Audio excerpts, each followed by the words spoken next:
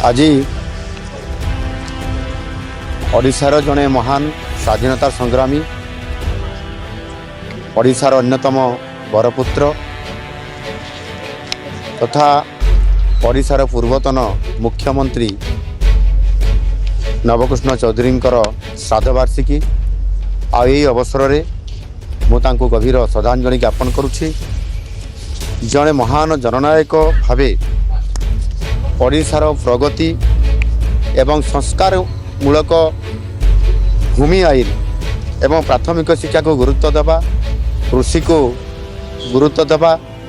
एवं सर्वोपरि ओडिशार भाषा ओडिया भाषा को सरकारी भाषा हिसाब रे ताकू कार्यकारी करैबा एभली अनेक गुरुत्वपूर्ण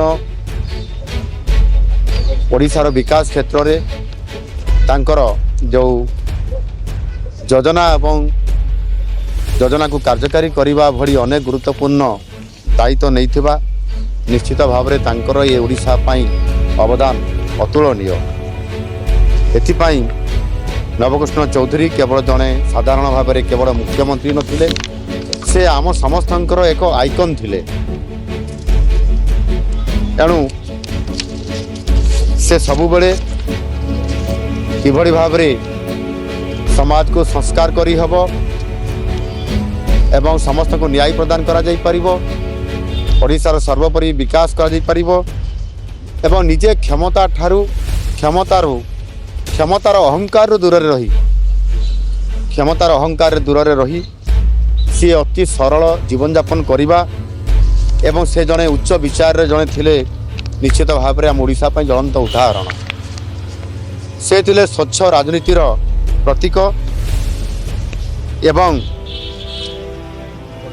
पंचायत राज व्यवस्था को मध्य संस्कार आनिबा सुधारिबा एवं ताहा माध्यम जनकल्याण काम को त्वरान्वित करैबा को बड़ गुरुत्वपूर्ण भावी से ताकू प्राथमिकता दौथिले एवं सबु बेले से ओडिशार विकास पाई शेष पर्यंत से काम करुथिले। आजिर यही श्रद्धांजलि अवसर रे